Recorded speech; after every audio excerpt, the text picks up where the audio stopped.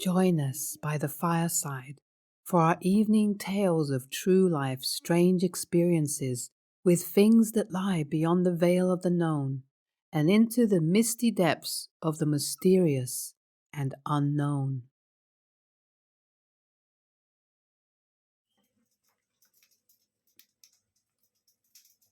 Seeing spirits.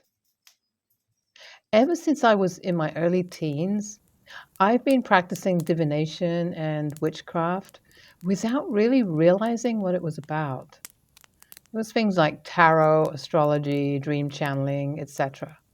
And then about 2 years ago, when I really started getting into the tarot cards, I accidentally opened my third eye and I was terrified. It's not the kind of thing where you see that is like, physical eyes. It's more so you can exactly imagine what something would look like, move, speak, etc., as if it was right in front of you in real time. I feel as though other people who speak of this sense talk about it like it's this beautiful thing, and they see all these beautiful angelic beings and animal guides and, these beings of light. But I actually am very terrified of it because I'm seeing dark things, for lack of better words. I can usually get a feel if the being is ill intentioned, nice, or neutral just by feeling their energy. But many of them have the same dark, dead demeanor. They have like matted hair and then, solid black or solid white eyes. And they're overly tall and skinny, like impossibly skinny instead of lanky. Or they're really pale and they have like really black, charcoal black skin, etc. So pretty much all the things you see in horror movies are real. All those creatures and things, they're real beings. And I don't even watch horror movies that much. Oftentimes, they try to grasp at my attention by saying things or invading my personal space, and they attempt to scare me. Around this time is also when I would start to have gruesome and disturbing nightmares, oftentimes with these figures, these kind of beings showing up. These have died down since I've started energy protection techniques, by the way. It's also worthy to mention that it usually kicks up at night, and that's when things really do start to get worse. In the beginning, I would sort of battle whether or not I was crazy. But can you really be aware of your own psychosis? LOL. I have no history of mental illness, but I was very spiritual growing up. I receive messages most of the time, and at this point, I don't know what to make of it. I've sort of just accepted it for what it is. I've recently gone into witchcraft, and I find that protection techniques really help because I would often get spiritual attacks or beings trying to feed off my energy by scaring me. So I don't really know what to do because, I am seeing these things and they're very frightening and they just affect my emotions throughout the day. They make me nervous, they make me anxious, and so any feedback or any opinions you can give would be really great.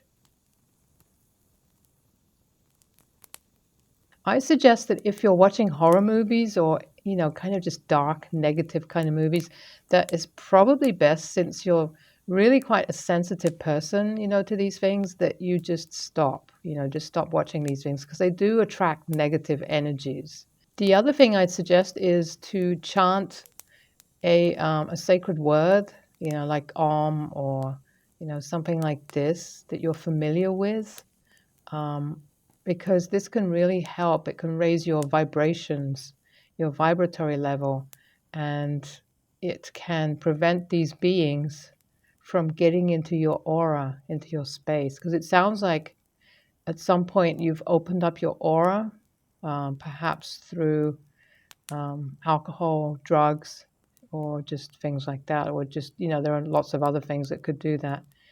And somehow these beings have managed to get in and they're kind of messing with you. So It's just a matter of trying different things until something works. At least it sounds like your protection techniques are working. So that's great.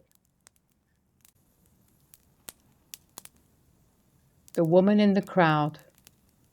I'm a native of London, and our home is just up the road from central London. Me and Dee and Mom were picking up some groceries just before going home after seeing her mate, who had a stall in St. Martin in the Fields Market. We were crossing the road. It was a really busy day, although it was a weekday. And it was during the school holidays, and there were a lot of tourists and families about everywhere. People were just sort of milling about all over the place. And then on the other side of the road, walking on the pavement quite naturally, I noticed a pretty dark haired, dark eyed young woman wearing dark clothes. When I saw her, it was as if everything else froze and everything just sort of went still. I can't explain it. And it was like she was walking in slow motion. The only sound I could hear was my own heartbeat, in fact. But the amazing thing, the really striking thing, was the amount of evil energy just coming off this woman. It was just overwhelming and amazing. I can't even describe it. I instantly knew that she was bad. And just for some background information about myself, I come from a long line of family of sensitives. So I've had paranormal and supernatural experiences all my life. But because I was only 9 years old at the time, I wasn't able to fully comprehend these things. This woman and I made eye contact, and she didn't show any expression. Then we passed each other. I tried to turn in my wheelchair to see if she was still visible, but I was too small, and there were just too many people in the way, and I just couldn't see her. After she passed me, the world seemed to click back into place again, and sound returned. Everyone started to move normally again. I instantly told my mum and I asked her and Dee if they had seen the strange woman, and they both said no. Later that night, in the bath, I told my granny about the experience. Granny, being the most powerful earth magic practitioner I've ever met, told me that she was probably a dark entity from Tek Duin, or the other world, land of the dead. So I don't know what to think, but I do have a tendency to believe Granny, and it makes perfect sense because I know what I felt when I saw that woman and I felt her presence. And it's not something that can be imagined. It was real. This was just such a striking presence, so strong and so sharp that this was definitely something unexplained and something real. This sounds really terrifying, but it sounds like your granny knew what she was talking about because it has a ring of truth to it. This being that you saw is probably some kind of demon or something. At least that's the impression I got when I read your story. So stay safe, and it sounds like you see these things perhaps quite often.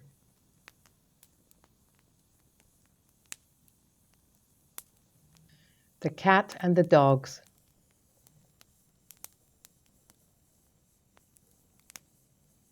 My roommate and I, and this was in during our college time, we were walking around town and it was about 2 a.m.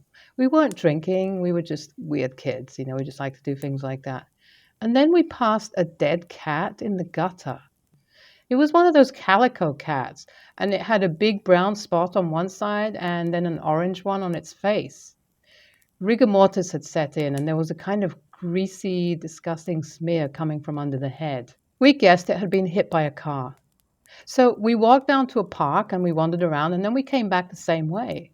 A car passed by us, and in its headlights, we saw a calico cat crossing the road away from us. We get back to the spot where the dead cat was, and it was gone. Same storefront, same street light, and the same greasy smear in the gutter was there, but no cat. Over the rest of the semester, that cat showed up all over the place. It chased my roommate and his friend down the street one night on the far side of town from where we first saw it. We had a note once from our RA that she wanted to see us. We knocked on her door, and without a word, she walked us to our room, and she opened the door, took one look. It was a mess. And she said, "Oh, wow, there's no way you're keeping a cat in here. Sorry." Rumi and I looked at each other, and RA says, "One of the groundspeople said they saw a cat in your window. We asked if they said what it looked like, and she said it was white with brown and orange spots." The other story was when I was walking around the neighborhood with a different friend in a different town. And it was also around about the AM hours. And then down the side of a street, we noticed 3 dogs approaching us, and they were wagging their tails. There was a white dog, a black dog, and I guess a gray one. It was kind of like husky colored. They were all tall dogs, and they were more than 3 feet. They had long, low tails with only slight curves, and they were very lanky. It's not like they looked underfed, but they were just sort of lanky. It's hard to explain. Something that was not quite a domestic dog. It's kind of hard to describe why they were so odd, but they just followed us for about a mile. Then they went off to sniff a small hedge that was really dark, but we could see all the sides of it. They sniffed, found a gap, and then they just disappeared to this hedge. Now, I can accept that the dogs were, not necessarily paranormal, but just odd. But they just acted really strangely. And it's, I can't explain it, but if anyone else had seen it, they would probably feel the same way.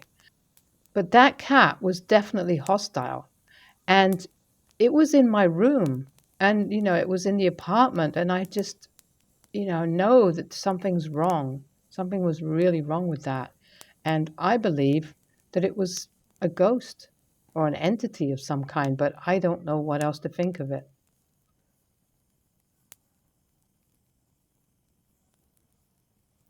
Well, there are plenty of ghost animals around. I mean, there are human ghosts, so there are ghost animals too. And it sounds like you may have seen a ghost cat and probably ghost dogs. It's hard to say, but something was definitely strange. And certainly with the cat, that almost sounds like it was angry or something because you said it was hostile. But yes, animals do also come back after death, just like some humans do, especially if there's trauma or they were violently killed or something.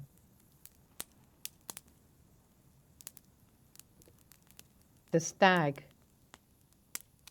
I used to live up in New Hampshire, and for a brief period of time, I was having semi-frequent encounters with shadow people. At the time, I had a job where I wouldn't leave work until about 1 a.m., and I lived in a densely wooded area. For a while, it was bad enough that when I got home at night, I'd be scared to get out of my car and walk to my front door.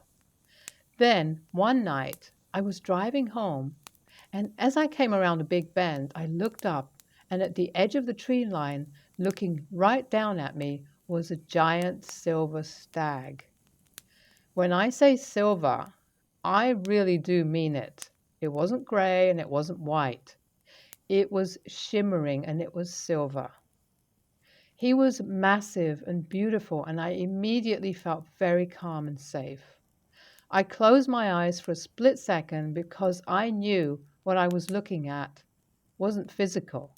And when I looked back, he had disappeared. I never saw another one of those shadow people again after seeing the silver stag and feeling that calmness come over me. Sometimes I wonder if he was some sort of guardian angel.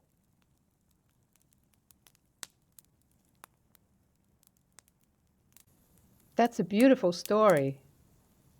It sounds like he was definitely your guardian angel. Some people do have guardian angels that are animals. Like, some pets, after they die, become a guardian angel of sorts. And they stick around the person that they loved. They're human.